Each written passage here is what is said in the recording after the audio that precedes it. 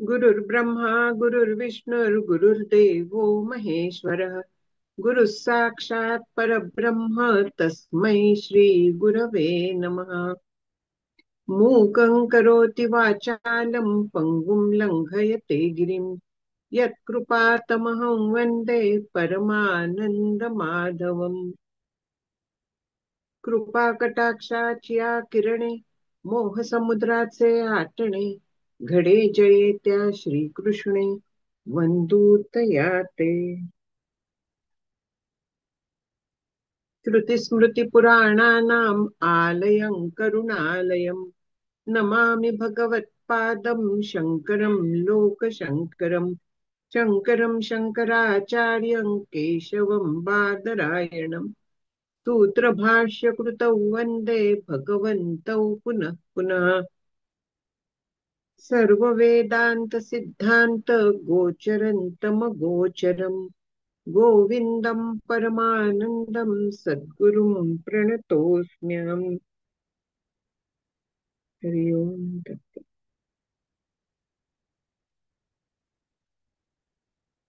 गेल्या वेळे आपलं 515 पर्यंत झाले होते.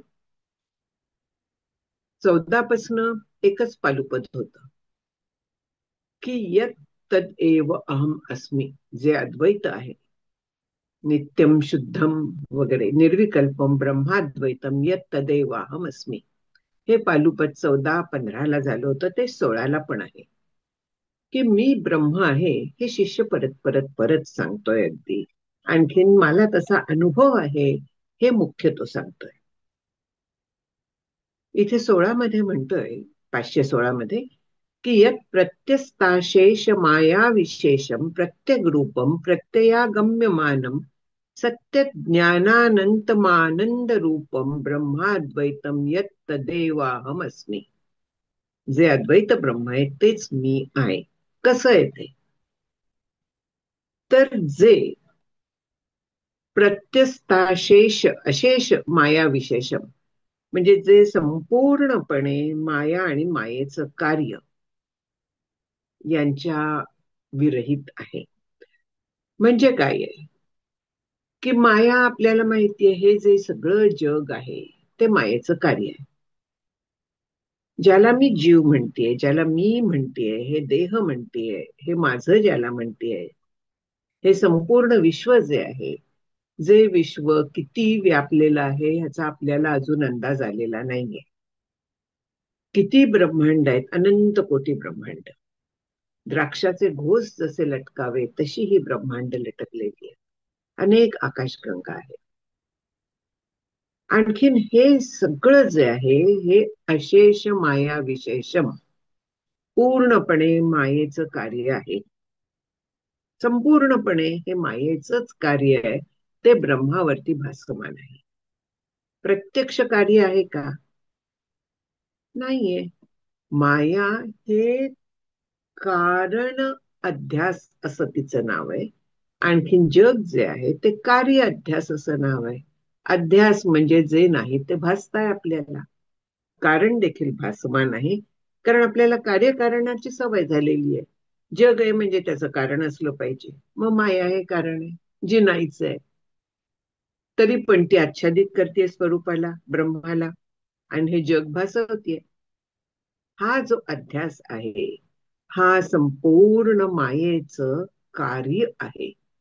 सगळं जे काही दिसतंय हे मायेचं कार्य आहे. म्हणजे ब्रह्म जे आहे ते त्याचं अधिष्ठान आहे, आधार आहे. आपण पाहिलं होतं गेल्या वेळेस. सगळ्याला आधारभूत, सगळ्याला अधिष्ठानभूत. अधिष्ठान कधी म्हणतात? जोपर्यंत हे अध्यास दिसतोय तोपर्यंत त्याला अधिष्ठानत्व आहे. पण आधार हे कायमचा आहे. आधार हा सामान्य आहे. अधिष्ठान हा अध्यस्थाच्या सापेक्ष शब्द आहे. आमच्या श्री गुरूंनी एक छान उदाहरण दिलं होतं त्या संदर्भात, की एक शेतकरी होता. तर तिन्ही सांजाच्या वेळेस तो चाललेला होता आपल्या गोठ्याकडे, आणि त्याला मोठा एक साप दिसला. त्याने पटकन हातातली टॉर्च त्याच्यावरती टाकली. आता आपल्याला कल्पना आहे की खेड्यातनं टॉर्च म्हणा, कंदील म्हणा, बरोबर ठेवायला लागतो रात्रीच्या वेळेस. तर त्याप्रमाणे त्याने त्याच्यावरती प्रकाश टाकला. प्रकाश टाकल्यावर त्याला दिसलं की हा साप नाहीये, ही दोरी आहे. मग त्याने ती दोरी उचलली आणि बैलाच्या गळ्यात बांधली. मग ते प्रश्न विचारतात की बैलाच्या गळ्यात त्याने अधिष्ठान बांधलं की दोरी बांधली? अधिष्ठानत्व कुठपर्यंत होतं? जोपर्यंत सापाचा भास होत होता तोपर्यंत. तो भास संपल्यानंतर दोरी उरली फक्त. जशी होती दोरी, सत्य दोरी, तर ती उरली, ती त्यांनी उचलून बांधली. त्याला काही सर्पाच्या भासामुळे विष लागलेलं नव्हतं. ती त्याने बैलाच्या गळ्यात बांधली. म्हणजे आधार जो होता तो त्या दोरीचा होता. दोरी होती म्हणून सर्पाचा भास झाला. सर्प भासत होता तोपर्यंत त्या दोरीला अधिष्ठानत्व आहे. सर्पाचा भास गेल्याबरोबर अधिष्ठानत्व गेलं, केवळ दोरी उरली. तसं इथे आहे की जोपर्यंत मायेचं कार्य हे भासताय तोपर्यंत त्या ब्रह्माला अधिष्ठानत्व आहे. जेव्हा हे माया आणखीनच कार्य हे नाहीच आहे असा जेव्हा निश्चय होईल माझा, त्यावेळी केवळ ब्रह्म आहे. म्हणून पूर्णपणे माया आणि तिचं कार्य यांच्या विरहित असं जे ब्रह्म आहे, तिथे मायेचाही मागमूस नाहीये, तिथे वेगळेपणाने कसली जाणीव नाहीये, तिचं कार्य नाहीये. मग काय आहे? केवळ ब्रह्म आहे.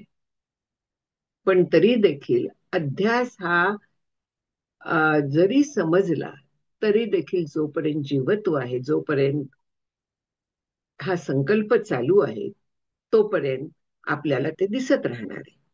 म्हणून म्हटलंय की मग ब्रह्म कसं आहे? प्रत्येक रूप आहे. प्रत्येकाच्या ठिकाणी ते आहे. जडाजडी अंशी राहते जे सरिसी, ते चेतनागात. म्हणून माऊली म्हणतात जड आणि अजड म्हणजे चेतन, या प्रत्येक ठिकाणी, प्रत्येक रूपम, प्रत्येकाच्या ठिकाणी ते आहेच.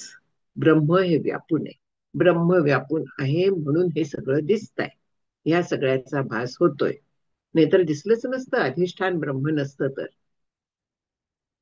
मग सर्प जो होता तो, जसा आपलं दोरी होती ती सर्पाच्या कणाकणात होतीच ना, तसं ब्रह्म जे काही जग आपल्याला दिसत आहे त्याच्या कणाकणात व्यापून आहे. प्रत्येक रूप आहे, प्रत्येक ठिकाणी ते आहे.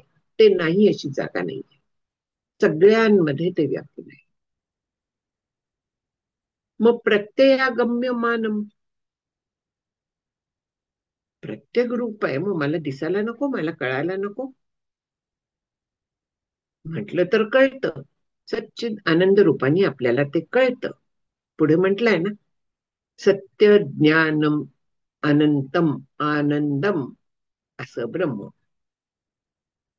एका श्रुतीत ब्रह्माला सत्य ज्ञान अनंत म्हटलंय, एका श्रुतीत सत्य ज्ञान आनंद म्हटलेलं आहे. इथे दोन्ही एकत्र केलेले आहेत. सत्य ज्ञान अनंत आणि आनंद असं ब्रह्म आहे. ते सत्य आहे म्हणून हे जग आपल्याला सत्यत्वाने भासताय. भासताय याचाच अर्थ ते चिद्रूप आहे, ज्ञानरूप आहे. ज्ञानरूप आहे म्हणून आपल्याला ते कळताय, नाही तर आपल्याला कळलंच नसतं. अनंत आहे, ते नाही अशी जागाच नाहीये. ते कुठे संपत नाहीये, त्याला सुरुवात नाहीये. दुसऱ्या शब्दात देश परिच्छिन्नता नाही, काल परिच्छिन्नता नाही, वस्तू परिच्छिन्नता नाही. कुठच्याही पद्धतीने ते मर्यादित होत नाही. पूर्णपणे जे आहे ते व्यापून अत्ततिष्ठत दशांगुलम, गीतेत म्हटलंय ना, संपूर्ण व्यापून आहे ते. प्रत्येक रूपम प्रत्यया गम्यमानम. प्रत्ययागम्यमानम म्हणजे काय? अगम्य, मानाला मान म्हणजे मोजणं. म्हणजे काय आहे? मोजतो आपण कशाने, म्हणजे ज्ञान कशाने आपण करून घेतो, तर आपण ज्ञान वृत्तीने करून घेतो. आपण पाहिलेलं आहे कधीतरी की वृत्ती त्या पदार्थापर्यंत जाते, त्या पदार्थाच्या आकाराची होते. वृत्ती म्हणजे अंतःकरण. अंतःकरणात बदल होतो, म्हणजे अमिबाचं टेंटॅकल असतं ना, तशी ती वृत्ती बाहेर पडते अशी कल्पना करा. वृत्ती डोळ्यातून बाहेर पडते, कानातून बाहेर पडते. जे कुठलं ज्ञान आपल्याला करून घ्यायचे आहे, तर त्या ज्ञानेंद्रियातनं ती बाहेर पडते. आणि ज्याचं ज्ञान करायचं आहे त्याला ती व्यापते. कशी व्यापते? दुसरं उदाहरण दिलेलं आहे की तळ्यात पाणी असतं. तळ्यातलं पाणी पाटामधनं जातं, म्हणजे तळ्यातल्याच पाण्याचा पाट हा एक बाहेर पडलेला भाग आहे. अंतःकरणाचाच वृत्ती हा बाहेर पडलेला एक भाग आहे. ते पाटातलं पाणी झाडाच्या भोवती असलेल्या आळ्यात जातं ना, आळ्याच्या आकाराचं होतं. आळं म्हणजे त्याच्या भोवती जो खड्ड्यासारखं केलेलं असतं ना, त्याला आळं म्हणतात. तसं ही वृत्ती त्या पदार्थापर्यंत पोचते, पदार्थाच्या आकाराची होते. जलतत्वाचं आहे ना, चित्त हे जलतत्वाचं आहे, त्याच्या आकाराची होते. सगळ्याला आपण तसं आहे हे स्वीकारायचं आणि त्या पद्धतीने आपलं काम करून घ्यायचं. त्याची फार चिकित्सा करायची नसते कधीही, नाहीतर आपण तार्किक होतो. समजून घ्यायचं, व्यवस्थित समजून घ्यायचं आणि नंतर ते स्वीकारून ते आपल्या चिंतनात आणायचं. तर इथे जे म्हटलेलं आहे की वृत्ती प्रतिबिंबित चेतनालाही अविषय प्रत्ययागम्य मानम. मान म्हणजे मापणं वगैरे. तर आतमध्ये वृत्तीच्या मध्ये प्रतिबिंबित चिदाभास. अंतःकरणात प्रतिबिंबित काय आहे? चिदाभास आहे. तो वृत्ती बरोबर बाहेर पडतो. म्हणजे वृत्तीत देखील ते प्रतिबिंब आहे, तो चिदाभास आहे. ती वृत्ती आता म्हटलं तशी त्या पदार्थापर्यंत गेली, पदार्थाच्या आकाराची झाली. पदार्थाच्या आकाराची झाल्यानंतर तिने त्या पदार्थावरचं अज्ञानाचं आवरण काढलं आणि इथे वस्तू आहे लक्षात आलं. ती काय आहे, कशी आहे, हे चिदाभास तिच्याशी एकरूप झाला. चैतन्य त्याच्यात पण आहे. चैतन्य जड पदार्थात देखील आहे. मग त्या पदार्थांनी व्यापलेलं जे चैतन्य होतं, वस्तुपहित, पदार्थोपहित चैतन्य, त्या पदार्थांनी व्यापलेलं जे चैतन्य होतं, तर त्या चैतन्याशी हा चिदाभास एकरूप झाला. वृत्ती एकरूप जशी त्याच्या आकाराची झाली, तसा चिदाभास एकरूप झाला त्याच्याशी. आणि एकरूप झाल्याबरोबर चिदाभास स्वतःला मी मी म्हणतोय, मला ज्ञान झालं,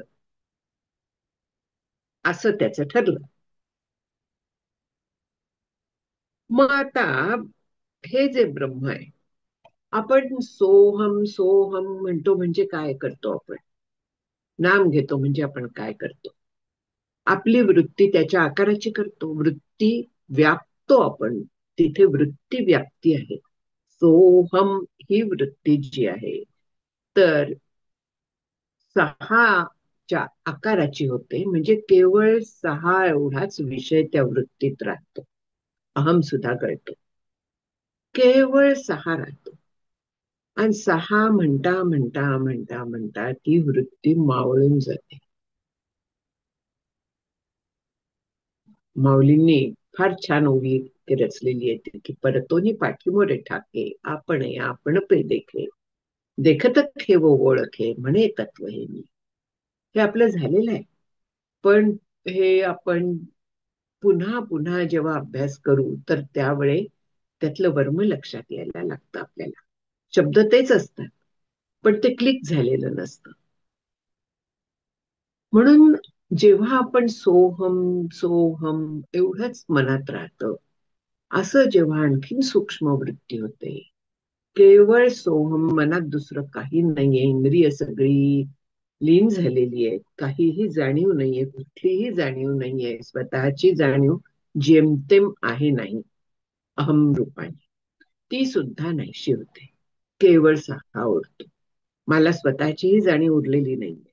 ती वृत्ती केवळ सहा मध्ये हरवून जाते, म्हणजे परितोनी पाठीमोरे ठके.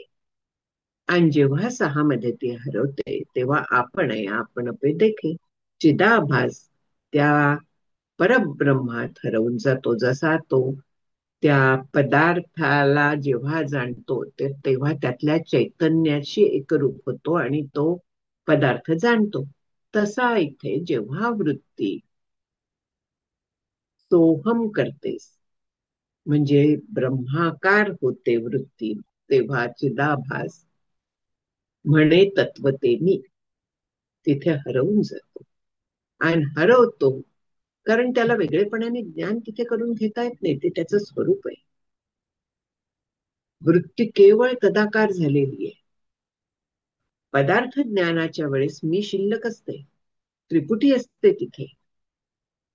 इथे ती नाहीशी झालेली आहे आणि वृत्ती केवळ ब्रह्माकार झालेली आहे. मग अशी ब्रह्माकार झालेली वृत्ती जी आहे, तर तिथे म्हणे तत्व ते मी. मग तिथे वेगळेपणाने जाण्याला कोणी उरलं का? चिदाभास एकरूप होऊन गेले. मन, बुद्धी, चित्त, अहंकार सगळे नाहीसे झालेले आहेत, सगळे तिथे लय पावलेले आहेत. वेगळेपणा तिथे उरलेलाच नाहीये. पूर्ण तदाकार वृत्ती झालेली आहे. मग चिदाभास जाणेल का? तोच जर का स्वतः नाहीसा झालेला आहे तर तो ब्रह्माला वेगळेपणाने जाणू शकेल का? म्हणून ब्रह्म अविषय आहे, विषय करू शकत नाही. म्हणजे वेगळेपणाने त्याचं ज्ञान करून घेऊ शकत नाही परब्रह्माचं.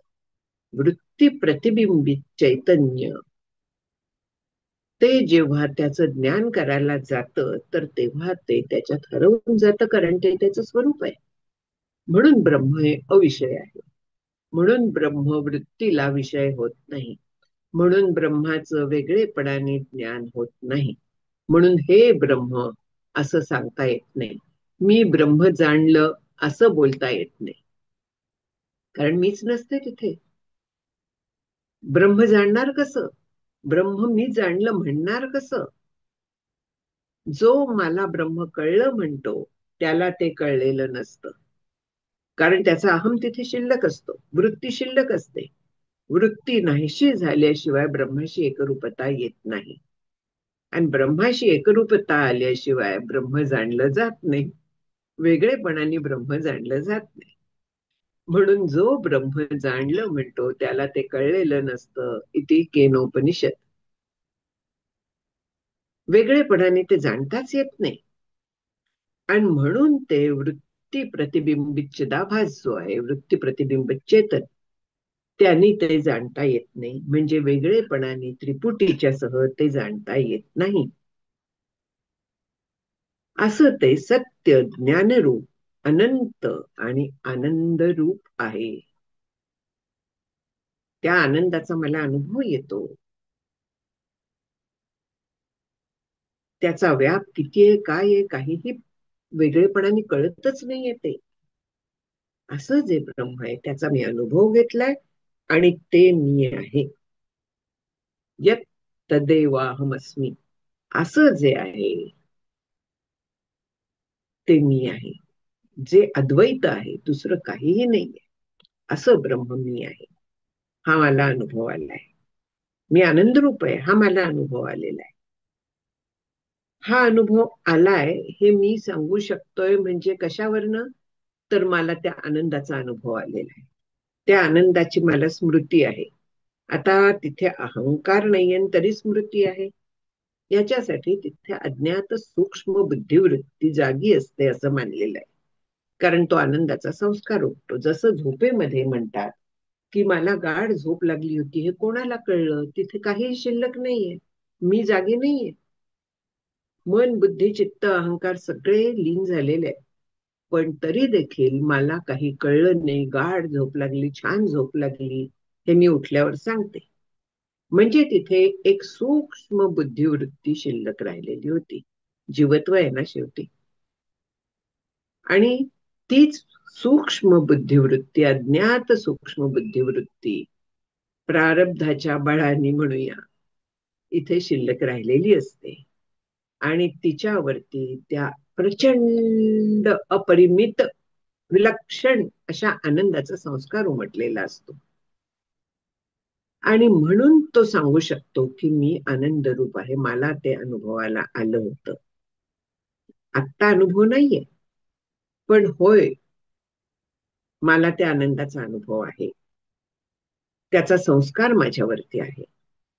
प्रत्यक्ष जरी मी ते जाणलं नाही, तरी असं अप्रत्यक्षरित्या मी सांगू शकते की होय, मला ते एक परीने कळलाय. जरी कळलं नसलं तरी, त्रिपुटीने मला कळलं नसलं तरी देखील त्या आनंदाच्या संस्कारामुळे मला ते कळलाय असं मला म्हणायला लागतंय. पण मला वेगळेपणाने त्याचं ज्ञान झालेलं नाही, मला ज्ञान झालं असं मी म्हणू शकत नाहीये.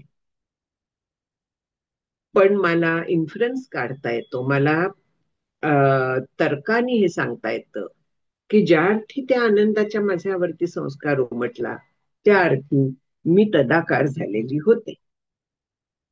ह्या पद्धतीने मी ते जाणलेलं आहे असं शिष्य सांगतोय की ते अद्वैत ब्रह्म तेच मी आहे, हे मला आता ज्ञान झालेलं आहे, हे मला आता कळलेलं आहे. पुढे सांगतोय की निष्क्रियोस्मी विकारोस्मी, म्हणजे अविकारो. निष्क्रिय अस्मि अविकार अस्मि, निष्कलोस्मि निराकृती, निर्विकल्पोस्मि नित्योस्मि निरालंबोस्मि निर्द्वय. परत तेच शब्द, म्हणजे त्याच अर्थाचे शब्द पुन्हा पुन्हा येत राहत आहेत की निष्क्रिय मी आहे. म्हणजे काय आहे, मला कुठलीही मी क्रिया करू शकत नाही. का नाही क्रिया करू शकत? क्रिया करायला देह आहे का, हात पाय वगैरे अवयव आहेत का? काही नाहीये. मग कुठनं करणार मी क्रिया? म्हणून मी निष्क्रिय आहे. निष्क्रिय म्हणजे स्वस्थ बसलेला हातपाय जोडून असा नाहीये. निष्क्रिय म्हणजे त्याला अवयवच नाहीये, तो संपूर्णपणे एक संद, एक रूप, एक रस असा आहे. तिथे अवयव नाहीयेत म्हणून निष्क्रिय आहे, आणि अवयव नाहीयेत म्हणून विकार पण नाहीयेत. अविकार निर्विकार वगैरे आलेलं होतं वरती. निर्विकार आहे, अविकार आहे. कसलेही माझ्यात बदल नाही. जे बदल आहेत ते देहात आहेत. मी जी आहे, मला विकार नाही. मी जशी आहे तशीच आहे. कधीपासून आहे? कधी? अनादि, अनंत.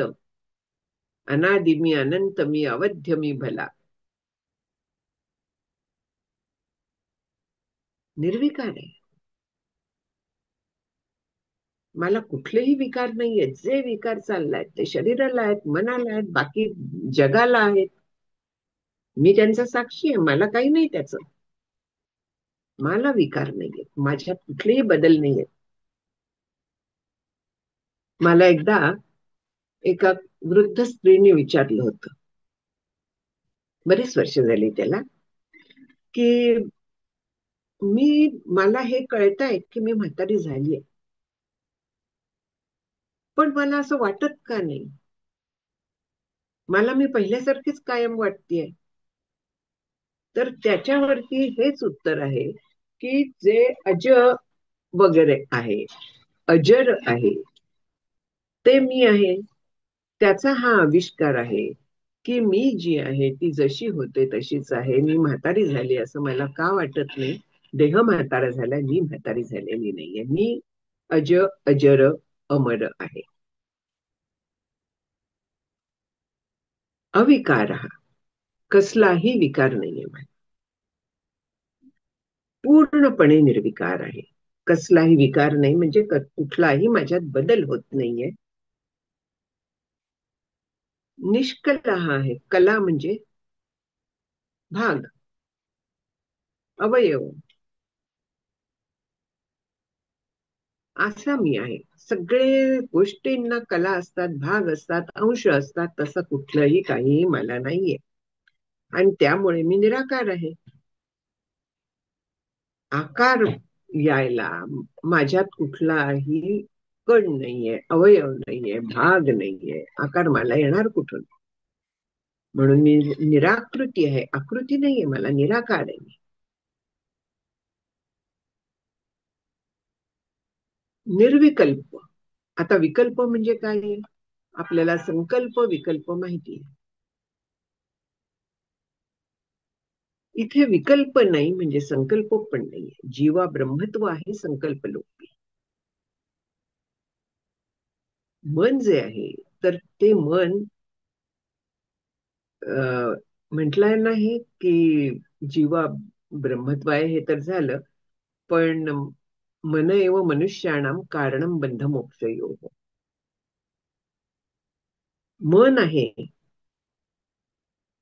ते बंधाची कल्पना करतं, तेच मोक्षाची कल्पना करतं, तेच हे सगळे संकल्प करतं की मला आता मुक्त व्हायचंय, मी बद्ध आहे. मी बद्ध आहे समजलं की मी बंधनात पडले, तेच मी मुक्त आहे असा निश्चय केला. त्याच्यासाठी मनावरचे ज्या वासना वगैरे असतात त्या क्षीण व्हायला लागतात.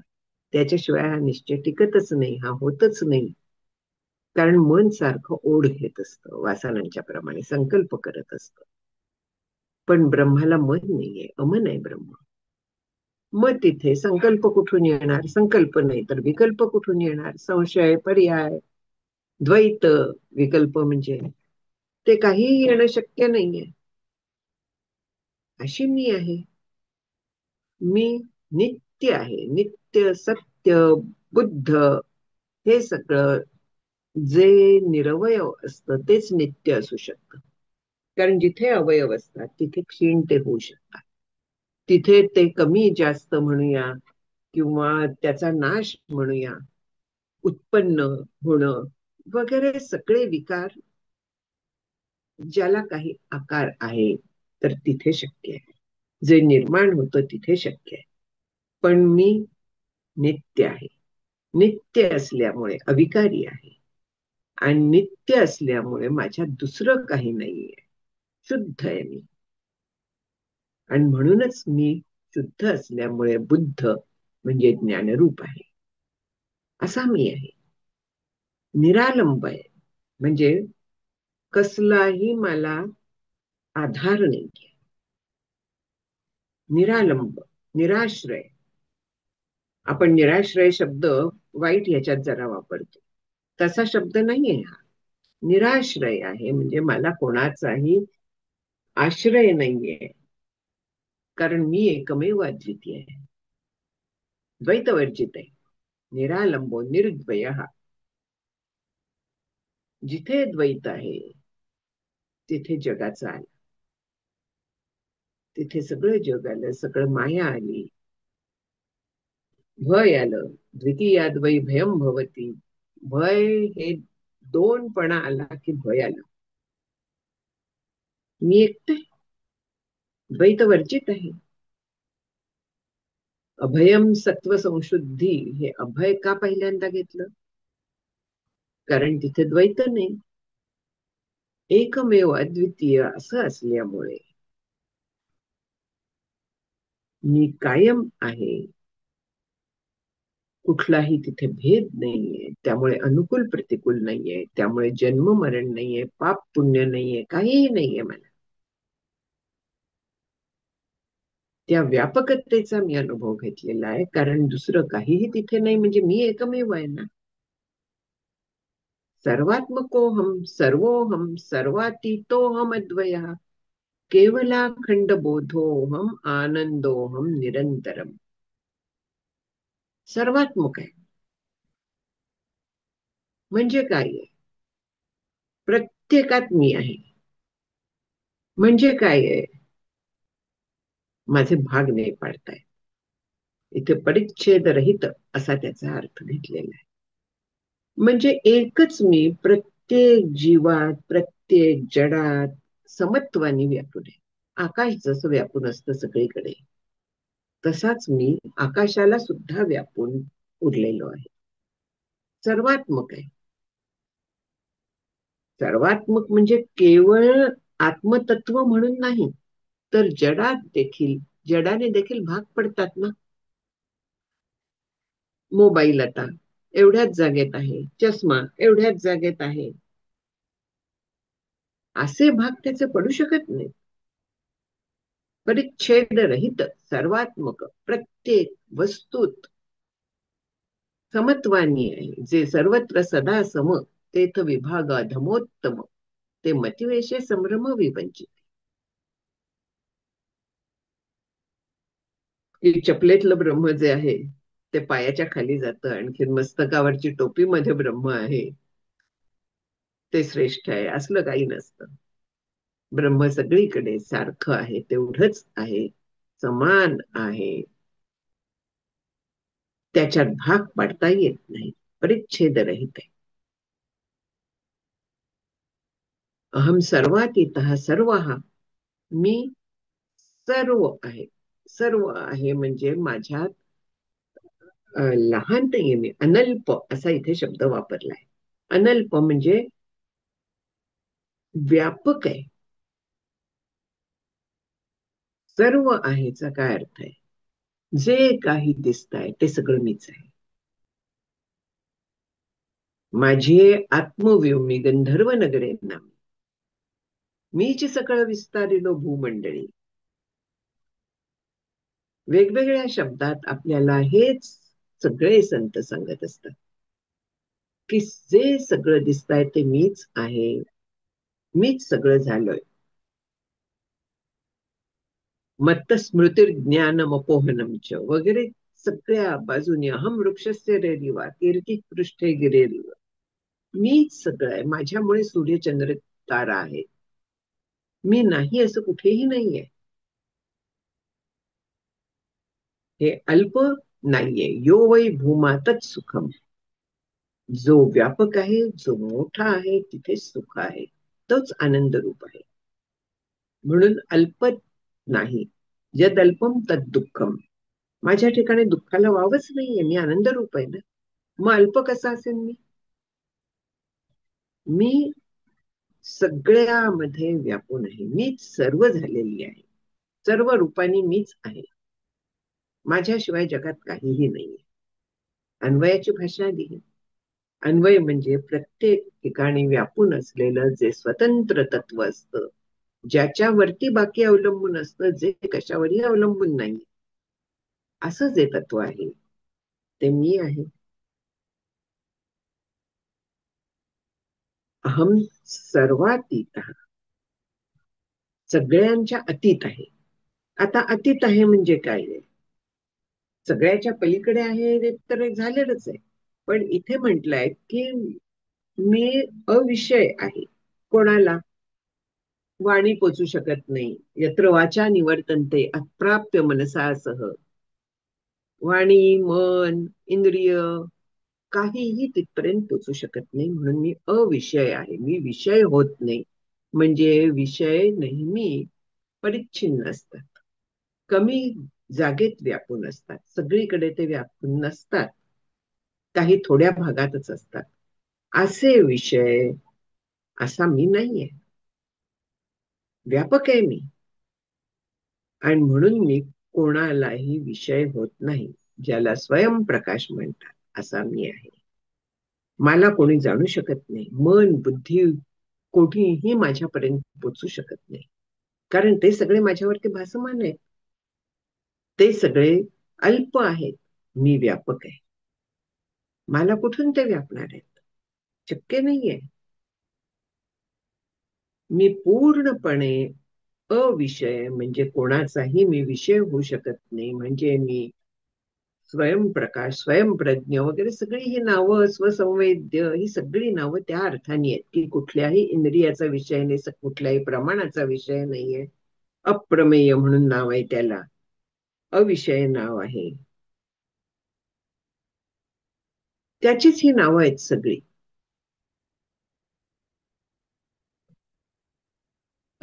सर्वातीत द्वैतरहित आहे मी, अद्वया. दुसरं काहीही नाही. जे काही दिसतंय ते भासमान आहे. मीच फक्त आहे. दुसरं माझ्याशिवाय ह्या जगात काहीही नाहीये. केवलाखंड बोध, केवल अखंड बोध. अखंड बोध नित्य चैतन्य रूप, नित्य ज्ञान रूप, नित्य चेतना मात्र. केवल, कैवल्य म्हणतात. केवल तेच आहे, दुसरं काही नाहीये. अखंड बोध आहे, तिथे अज्ञानाचा स्पर्शही नाहीये. केवळ चैतन्य आहे, केवळ ज्ञान आहे, कशावरही अवलंबून नसलेलं असं शुद्ध ज्ञान आहे. दुसरं काही नाहीये तिथे. सत्यम ज्ञानम अनंतम ब्रह्म, तेच ते आहे.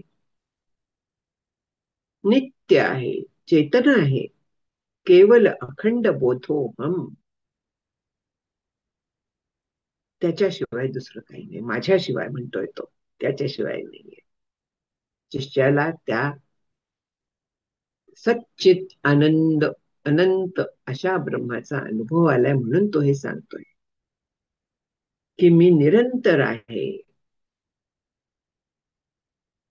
कायम टिकणार आहे, अखंड आहे, आनंद रूप आहे. आनंदाशिवाय माझ्यात काहीही नाहीये. आपल्याला आनंदाचा नाही नेहमी अनुभव येत. याला काय कारण आहे? कारण आपली वृत्ती सारखी धावत असते, चंचल्य असतं, आपलं मन स्थिरच नसतं. मग स्थिर नाही तर त्या चिदाभासाचा, त्या आत्म्याचा आपल्याला अनुभव यावा कसा? सारखं ते पाणी आपलं हलताय, चित्त हलताय. मग अशा हलणाऱ्या चित्तात त्याचं भान आपल्याला होऊच शकत नाही. पण शिष्याला मात्र इथे त्याचं भान अखंड आहे, त्याचं चित्त स्थिरावलेलं आहे, तिथेच ते व्यापून राहिलेलं आहे, तदाकार होताय सारखं. त्यामुळे त्याला त्या निरंतर आनंदाचा अनुभव आहे. त्याला आता दुःख उखदाची न भेटे, हे जे तुकाराम महाराजांनी म्हटलं होतं, तसा अनुभव येतोय की आता दुःखाचा लवलेश राहिलेला नाही, केवळ आनंद रूपत आहे, केवळ समाधान, केवळ तृप्ती, केवळ शांती. याच्या पलीकडे दुसरं काहीही नाहीये. ही स्वरूप स्थिती आहे. हे त्याला अखंड भोगाला मिळत आहे. अखंड त्याला याचं भान आहे आता. आणि भान आहे असं म्हणायला लागतं, कारण आता त्याचं मन बुद्धी वगैरे जागृत झालेली आहे, थोडीफार का होईना आता ती जागृत आहे. त्यामुळे तो आत्मस्थितीचं वर्णन करतोय. जो अनुभव त्याला आलेला आहे त्या अनुभवाचं तो वर्णन करत राहिलाय आता. स्वराज्य साम्राज्य विभूती रेषा भवत कृपा श्री महिम प्रसादात प्राप्ता मया श्री गुरवे महात्मने नमो नमस्तेस्तु पुनर्नमोस्तु. आता इतकं हे सगळं सांगितलं की मला हा अनुभव आला, मी आता आनंद रूप झालेलो आहे. जो ब्रह्मानंद सगळ्या सुखांचा सुख, सुखाचे जे सुख म्हणून विठ्ठलाबद्दल म्हटलंय ना, सगळ्या सुखाचं सुख जिथे आहे, म्हणजे सगळं सुख ज्याच्यापासून आपल्याला मिळतंय, जे सुखरूप आहे, म्हणून त्याचा अंशाचा आपल्याला अनुभव येत असतो. कुठच्या तरी विषयांच्या निमित्ताने, झोपेच्या निमित्ताने आपल्याला त्याचा अनुभव येत असतो. सगळ्या सुखांचा जो राजा, स्वराज्य साम्राज्य विभूती, ब्रह्मानंद, त्याचं हे स्वराज्य आहे, साम्राज्य, निरंकुश वैभव आहे, ऐश्वर्य आहे. असं ब्रह्मानंद रूप ऐश्वर्य, ज्याला कुठेही अंकुश नाही, म्हणजे जिथे कुठेही कमी व्हायचा संभवच नाहीये. अंकुश हत्तीला ताब्यात ठेवायला वगैरे वापरतात ना, तसं इथे आनंदाला ताब्यात कोणीही ठेवू शकत नाही. निरंकुश आनंद आहे, सगळ्या सुखातला राजा, सगळ्या सुखांचं सुख, सगळ्या आनंदात श्रेष्ठ आनंद, ब्रह्मानंद, ते वैभव, ऐश्वर्यरूप वैभव, ते माझ्या आता ताब्यात आहे. मला आता आनंदासाठी कुठेही जायला लागत नाही, भीक मागायला लागत नाही विषयांच्याकडे. आता मीच आनंद आहे. इतका आनंद रूप आता शिष्य झालेला आहे की तिथे आता दुःख नाहीये, केवळ आनंद रूपता आहे. निरंकुश आनंदाचं ऐश्वर्य प्राप्त झालेलं आहे त्याला. आणि ते कसं काय मी मिळवलेलं आहे म्हणतोय तो. मी मिळवलंय, पण ते कोणाच्यामुळे मिळवलंय? आपल्या कृपेने आणि ईश्वराच्या प्रसादाने. शिष्याने प्रयत्न केलाय. श्रीगुरूंनी जसं सांगितलं तशा पद्धतीने ह्या शिष्याने प्रयत्न केलेले आहेत आणि प्रयत्न केल्यामुळे त्याला ते मिळालेलं आहे. पण त्याला कारण जे आहे तर ते श्री गुरुप्रसाद आणि ईश्वरी कृपा. ईश्वरी कृपेच्यामुळे श्री गुरूंची प्राप्ती झाली. श्री गुरूंनी मार्ग दाखवला, समजावून सांगितलं, त्या मार्गाने चालण्याचं काम शिष्याने केलं.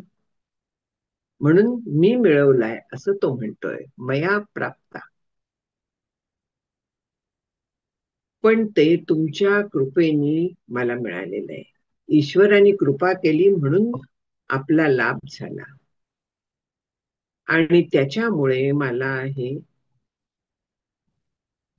मोठं वैभव, निरंकुश वैभव असं मिळालेलं आहे.